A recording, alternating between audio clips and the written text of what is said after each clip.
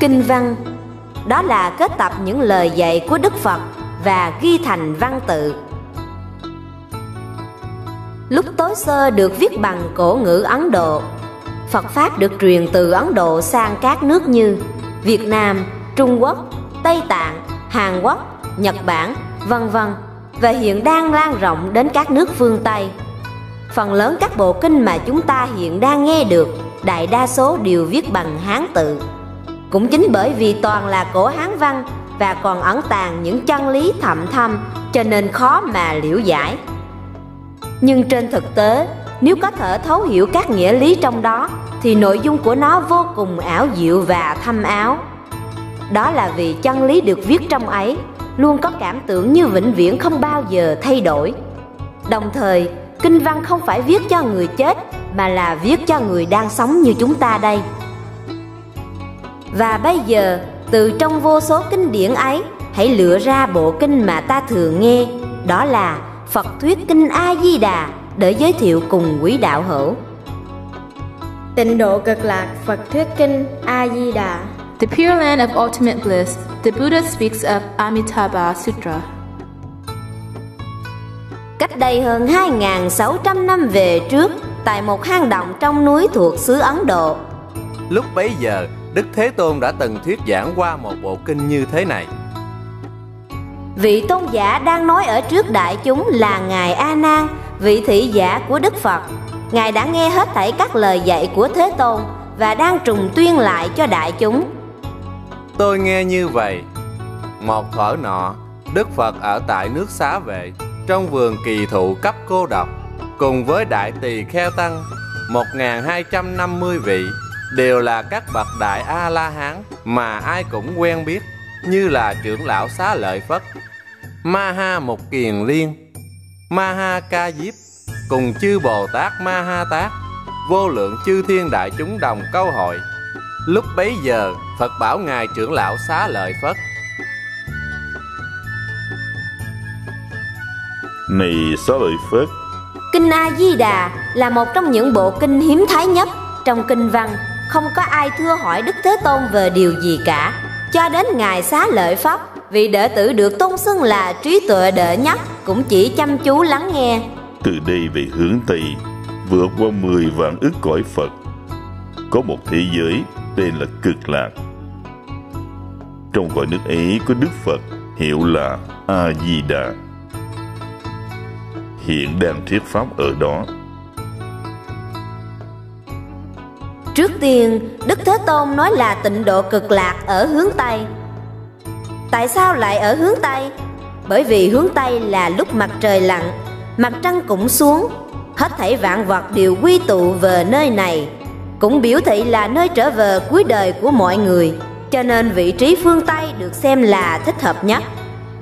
Tiếp đến, Đức Thế Tôn nói tịnh độ cực lạc là từ đây vượt qua 10 vạn ức cõi Phật. 10 vạn ức mang ý nghĩa là nhiều vô hạn lượng, cho nên đây không phải là khoảng cách có thể lường được, nhưng có thể xem nơi ấy là biểu hiện của một thế giới hoàn mỹ chân thật. Đó chính là tịnh độ cực lạc thế giới. Đức Thế Tôn nói rằng trong cõi nước ấy có Đức Phật hiệu là A Di Đà, hiện đang thuyết pháp ở đó. Hiện đang thuyết pháp không những chỉ vào thời của Đức Phật, mà vẫn còn cho đến 2.600 năm sau, vào thời đại bây giờ. Đó là sự hiện tại vĩnh hằng.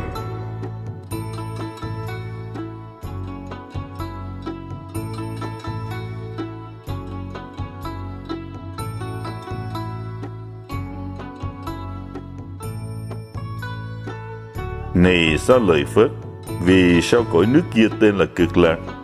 Chúng sinh trong cõi nước ấy không có các khổ, chỉ thọ những điều an vui, cho nên gọi là Cực Lạc. Cuộc đời là bể khổ. Ai cũng đều sinh ra và lớn lên, ai rồi cũng phải trải qua 4 giai đoạn của sanh lão bệnh tử. Trong đó, có người thì cầu gì cũng chẳng được tội ý, có kẻ thì người yêu thương phải biệt ly, còn có người thì kẻ oán thù luôn phải đụng nhau. Đó cũng là nói, phàm hễ sống trong thế giới đầy thống khổ thì làm sao mà được như ý nguyện. Nhưng trái lại, ở thế giới của Đức Phật A Di Đà thì không có những sự đau khổ ấy, mà toàn là các điều an vui vi diệu bậc nhất. Cho nên thế giới đó gọi là tịnh độ cực lạc. Vậy thì tịnh độ cực lạc thật ra là thế giới như thế nào? Lại nữa, này Xá Lợi Phất, cực lạc quốc độ có 7 lớp lan can, 7 lớp lưới văn, 7 lớp hàng cây, đều do 4 thứ châu báu bao quanh dốc vòng, cho nên cõi nước đó tên là cực lạc. Lại nữa, này Xá Lợi Phất, cực lạc quốc độ có ao 7 báo với nước 8 công đức tràn đầy trong ấy. Đế ao dùng toàn là cát vàng để trải làm đất. Ấn Độ là một quốc gia nóng bức và khô ráo, cho nên đối với họ mà nói thì bóng cây mát mẻ và dòng nước trong sạch là hai bảo vật vô cùng trân quý. Vì thế Đức Thế Tôn muốn hình dung vẻ đẹp của tịnh độ, trước hết Ngài nhắc đến sự mỹ lệ của hàng cây và ao nước để biểu thị cho các điều tốt đẹp của cõi tịnh độ. Đức Thế Tôn lại nói có 7 lớp lan can, 7 lớp lưới văn, 7 lớp hàng cây. 7 lớp lan can biểu thị cho giới, 7 lớp lưới văn biểu thị cho định, 7 lớp hàng cây biểu thị cho tuệ. Mỗi thứ đều mang số 7, đó cũng biểu thị cho 7 khoa trong 37 phẩm trợ đạo, tức là tứ niệm xứ, tứ chánh cần, tứ như ý túc, ngũ căn, ngũ lực, thất bồ đề phần và bát chánh đạo phần. Các bậc thềm ở bốn phía đều do vàng, bạc, lưu ly, pha lê hợp thành. Bên trên có những lầu cát cũng do vàng, bạc, lưu ly, pha lê, sa cừ, xích châu, mã não dùng để trang sức. Trong ao có hoa sen to lớn như bánh xe, màu xanh tỏa ánh sáng xanh, màu vàng tỏa ánh sáng vàng, màu đỏ tỏa ánh sáng đỏ, màu trắng tỏa ánh sáng trắng, thơm khiết, vi diệu. Tịnh độ của Đức Phật A Di Đà không giống như thế giới này, phải nhờ đến ánh sáng mặt trời mới soi thấy màu sắc. Ngược lại, các bảo vật nơi đó thì tự chúng phóng ra ánh sáng. Này Xá Lợi Phất, cực lạc quốc độ thành tựu công đức trang nghiêm như thế. Lại nữa, này Xá Lợi Phất, cõi nước Phật kia thường trỗi nhật trời, vàng kim làm đất, ngày đêm 6 thời mưa hoa trời Mạn Đà La.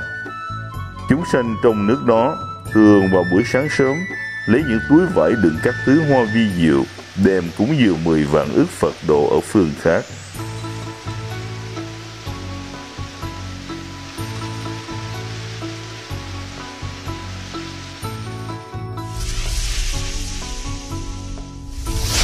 Khi đến giờ thọ trai, họ liền trở về cõi nước mình, dùng cơm xong rồi đi kinh hành.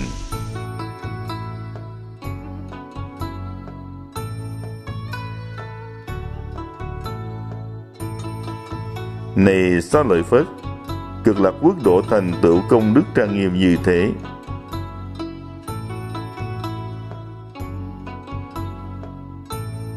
Lại nữa, này Xá Lợi Phất, cõi nước đó thường có các loài chim với nhiều màu sắc, xinh đẹp lạ thường như bạch hạc, khổng tước, anh vũ, xá lợi,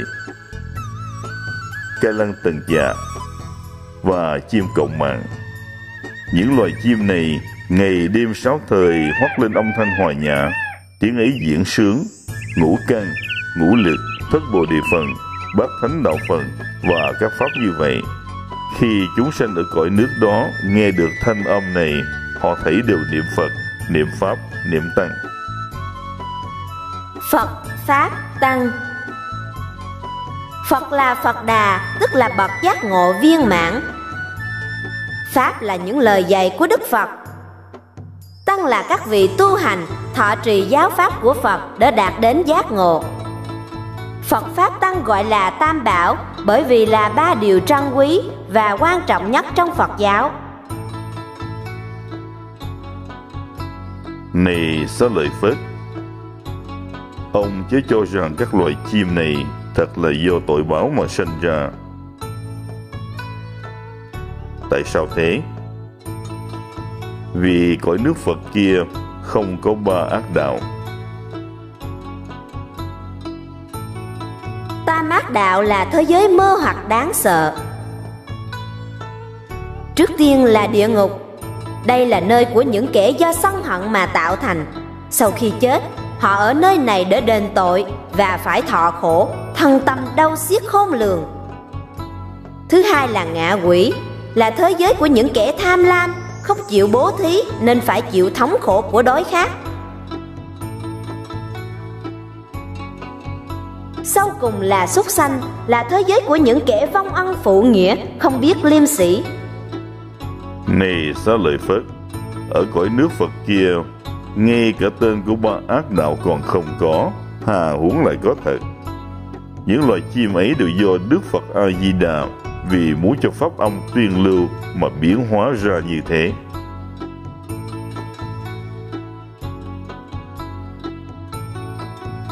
Loài chim là súc sanh, tại sao chúng cũng được ở cõi tịnh độ? Đây có lẽ là lời giải đáp sẵn của Đức Phật khi có người nghi vấn về điều này. Từ câu nói trên, ta có thể cảm nhận được cách nghĩ của Thế Tôn. Chẳng những là chim mà hết thảy tịnh độ cực lạc thế giới đều là do tâm nguyện của Đức Phật A-di-đà hiển hiện ra. Này Xá Lợi Phất, ở cõi nước Phật kia, gió thổi nhẹ làm lay động các hàng cây báo và màn lưới báo, phát ra âm thanh vi diệu như trăm ngàn thứ nhạc đồng thời trỗi lên. Những ai nghe được tiếng ấy rồi đều sẽ tự nhiên sanh tâm niệm Phật, niệm Pháp, niệm Tăng.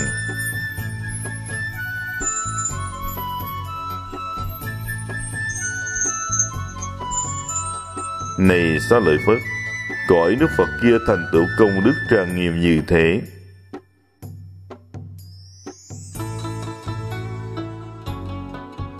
Đến lúc này, Đức Phật sẽ thuyết giảng về ánh sáng quang minh đẹp đẽ của tịnh độ cực lạc.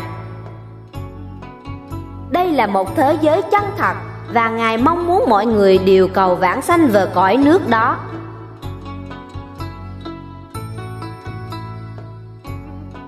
Này Xá Lợi Phất, ý ông nghĩ thế nào? Đức Phật đó vì sao hiệu là A-di-đà?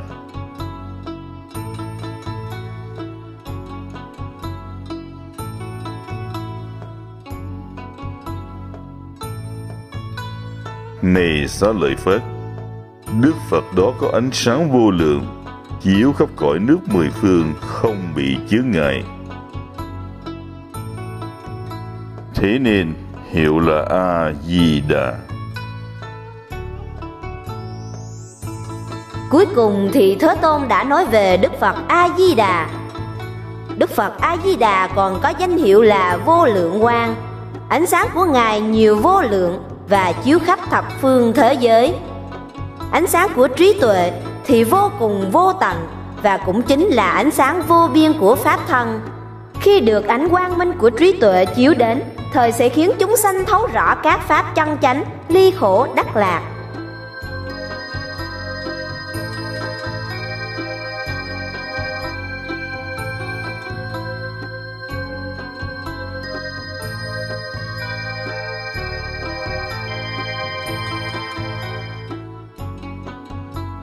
Lại nữa, này Xá Lợi Phất, thọ mạng của Đức Phật kia và nhân dân của Ngài dài vô lượng vô biên A Tăng kỳ kiếp, thế nên gọi là A-di-đà.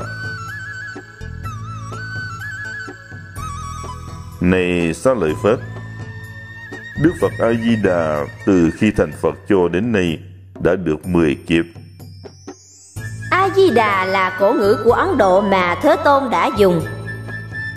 A có nghĩa là vô, chữ phủ định. Di đà nghĩa là đo lường. Cho nên nếu ghép lại thì sẽ mang ý nghĩa là vô lượng và không thể lường được. Thế Tôn nói ánh sáng của Đức Phật A-di-đà là vô lượng. Bây giờ Ngài lại nói thọ mạng của Đức Phật A-di-đà là dài vô lượng. Đó cũng ngụ ý rằng Đức Phật A-di-đà có ánh sáng và thọ mạng vĩnh hằng, là vị Phật luôn tiếp dẫn chúng sanh.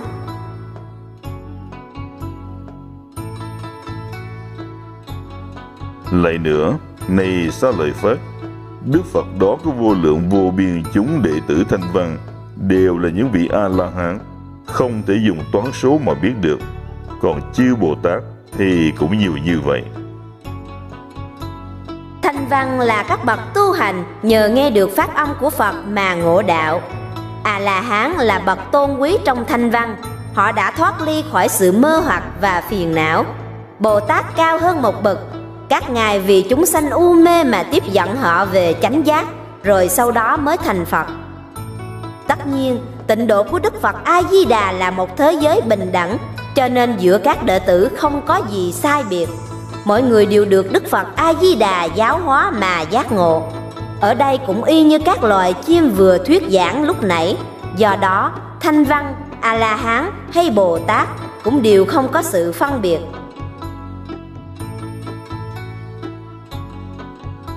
Này Xá Lợi Phất, cõi nước Phật kia thành tựu công đức trang nghiêm như thế.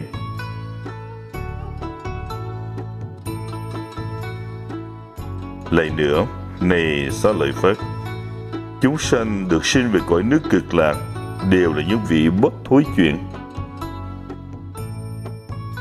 Trong đó có nhiều vị là nhất sanh bổ xứ. Số ấy rất đông, không thể dùng toán số mà biết được. Chỉ có thể nói là nhiều vô lượng vô biên A Tăng Kỳ.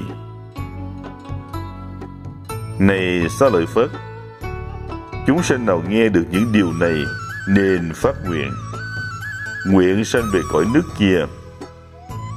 Tại sao thế? Vì sẽ được câu hội một nơi với các bậc thượng thiện nhân. Được câu hội một nơi, đó cũng là hội hợp cùng một chỗ. Nếu vãng sanh đến tịnh độ Cực Lạc thì có thể gặp các thánh giả cùng song thân quyến thuộc quá vãng. Mọi người đều được Đức Phật A-di-đà giáo hóa và giác ngộ thành Phật. Lời nói này của Thế Tôn đã an ủi và khích lệ cho biết bao nhiêu người. Như vậy thì phải làm sao mới có thể vãng sanh đến tịnh độ Cực Lạc? Bây giờ đã tới đoạn quan trọng nhất trong kinh A-di-đà. Đức Thế Tôn nói trước tiên là phát nguyện, cũng chính là phát nguyện vãng sanh về cõi nước kia.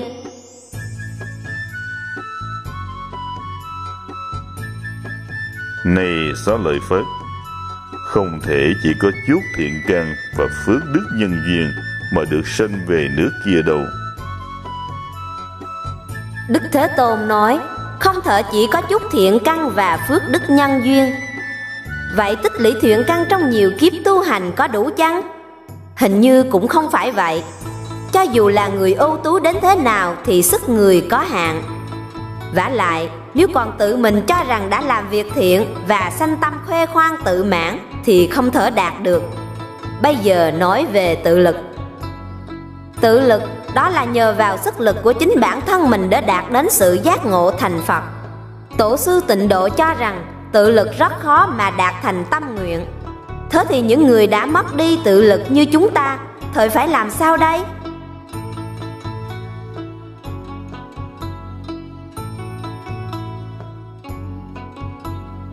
Này Xá Lợi Phất, nếu có thiện nam tử thiện nữ nhân nào nghe nói về Phật A-di-đà và chấp trì danh hiệu. Danh hiệu đó là danh xưng Nam Mô A Di Đà Phật. Chấp trì danh hiệu chính là tín tâm thọ trì, ngợi khen và sướng tụng danh hiệu. Chấp trì danh hiệu cũng tức là niệm Phật vậy. Hoặc 1 ngày, hoặc 2 ngày, hoặc 3 ngày, hoặc 4 ngày, hoặc 5 ngày, hoặc 6 ngày, hoặc 7 ngày, nhất tâm không tán loạn. 1 ngày hay 7 ngày đều được cả. Điều quan trọng không phải là số ngày hoặc số lần niệm Phật. Quan trọng là tin tưởng vào sự cứu độ của Đức Phật A-di-đà. Nếu nhất tâm chấp trì danh hiệu và niệm Nam Mô A Di Đà Phật thì sẽ không sanh tạp niệm và lòng chẳng bị tán loạn. Người ấy đến lúc lâm chung, Đức Phật A Di Đà cùng các thánh chúng hiện ra ở trước mặt. Khi người này mãn chung, tâm không điên đảo, liền đắc vãng sanh về cõi nước Cực Lạc của Phật A Di Đà.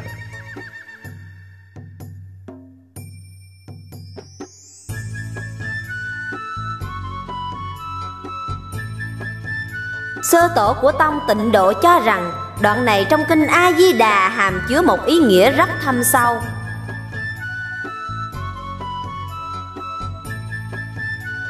Đức Phật A Di Đà trước khi thành Phật, Ngài đã phát đại nguyện đỡ cứu độ hết thảy chúng sanh. Và khi đại nguyện thành tựu thì hóa thành lục tự danh hiệu. Cho nên khi niệm Nam Mô A Di Đà Phật thì nguyện lực của Đức Phật A Di Đà sẽ phát khởi trong tâm của người đó. Đây gọi là tha lực.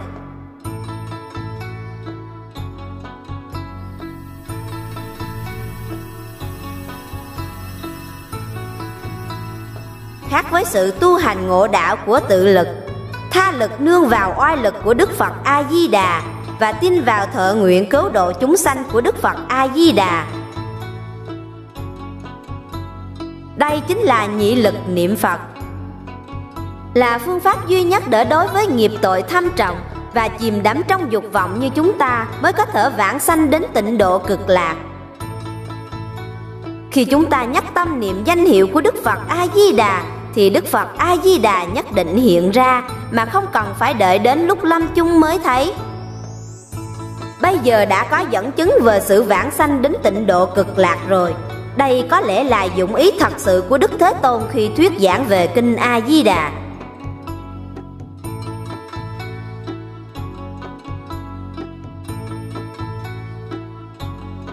Này Xá Lợi Phất, vì ta thấy được sự lợi ích như thế nên mới nói điều ấy. Nếu có chúng sanh nào nghe được những lời nói đây nên phát nguyện sanh về cõi nước kia. Này Xá Lợi Phất, như ta hôm nay khen ngợi về sự lợi ích không thể nghĩ bàn công đức của Phật A Di Đà, thì ở phương Đông cũng có.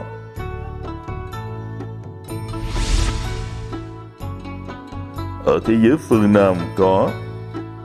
Ở thế giới phương Tây có. Ở thế giới phương Bắc có. Ở thế giới phương dưới có. Ở thế giới phương trên có. Hằng hà sa số chư Phật như thế, mỗi vị đều ở cõi nước mình, hiện ra tướng lưỡi rộng dài, trùm khắp tam thiên đại thiên thế giới, mà nói lời thành thật như vậy. Tất cả chúng sanh đều nên tin nhận và ngợi khen công đức không thể nghĩ bàn của kinh được hết thảy chư Phật hộ niệm.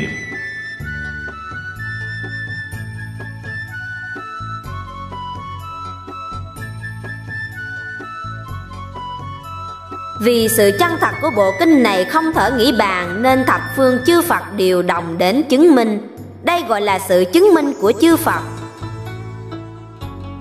Này Xá Lợi Phất, ý ông nghĩ thế nào? Tại sao gọi là kinh được hết thảy chư Phật hộ niệm? Bộ kinh này gọi là kinh A Di Đà và người phiên dịch từ tiếng Phạn sang Hán văn là Tam Tạng Pháp Sư Câu Ma La Thập. Này Xá Lợi Phất, nếu có thiện nam tử thiện nữ nhân nào nghe kinh này và thọ trì, cùng nghe được danh hiệu của các đức Phật, thì những thiện nam tử thiện nữ nhân ấy đều sẽ được tất cả chư Phật hộ niệm và đều được bất thối chuyển nơi đạo quả vô thượng, chánh đẳng, chánh giác. Ở đây, việc nghe rất là trọng yếu. Không những chỉ tai nghe mà còn phải hết lòng thọ trì danh hiệu và không sanh tâm hoài nghi. Như thế sẽ được chư Phật gia hộ và chống ngộ lý vô thường.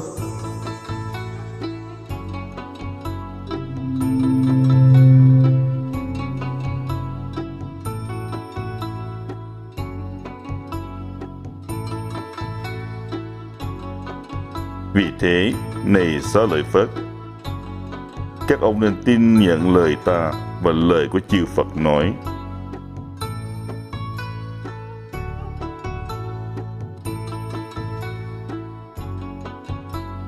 Này Xá Lợi Phất, nếu có người đã phát nguyện, đang phát nguyện, sẽ phát nguyện, muốn sanh về cõi nước của Phật A Di Đà, thì những người ấy hoặc đã sanh, hoặc đang sanh, hoặc sẽ sanh về cõi nước kia, đều được bất thối chuyển nơi đạo quả vô thượng, chánh đẳng, chánh giác.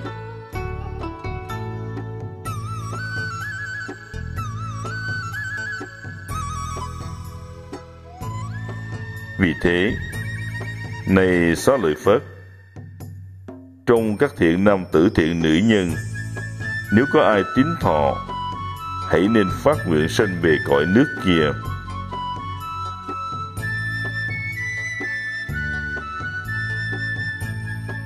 Này Xá Lợi Phất, như ta hôm nay khen ngợi công đức không thể nghĩ bàn của chư Phật, các đức Phật đó cũng ngợi khen công đức không thể nghĩ bàn của ta, mà nói lời như vậy. Thích Ca Mâu Ni Phật đã làm được những việc rất khó và hiếm có thể ở cõi ta bà trong đời ngũ trược ác thế, kiếp trược, kiến trược, phiền não trược, chúng sanh trược, mạng trược, đắc quả A Nậu Đa La Tam Miệu Tam Bồ Đề, và vì các chúng sanh nói pháp mà tất cả thế gian đều khó tin. Đức Phật nói, ở thế giới của chúng ta tràn khắp 5 thứ ô trược. Các loại ô trược đó là kiếp trược, kiến trược, phiền não trược, chúng sanh trược và mạng trược. Kiếp trược là thời gian ô trược, thế giới hỗn loạn, phạm pháp, dịch bệnh, chiến tranh. Kiến trược là sự hiểu biết sai lầm, lòng nhớ tưởng đến các pháp tà ác. Phiền não trược là sự phiền não sanh từ lòng tham lam, sân hận, ngu si, kiêu mạn và hoài nghi. Chúng sanh trược là sự ô nhiễm của ý niệm và trôi theo dòng ái dục. Mạng trược là sự giảm ngắn của tuổi thọ.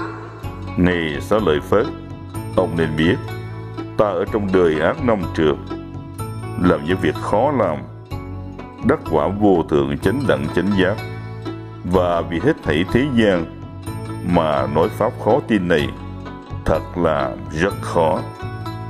Và như vậy, Đức Thế Tôn đã dùng lời thuyết pháp của mình cùng sự chứng minh của chư Phật mười phương, tuyên nói về hạnh nguyện của Đức Phật A Di Đà luôn mãi cứu độ chúng sanh. Đức Phật A Di Đà vì chúng ta là những người đã không thể tự lực tu hành trong thời mạt pháp, mà chỉ bày phương pháp để tất cả đều được độ thoát. Đó chính là 6 chữ hồng danh Nam Mô A Di Đà Phật.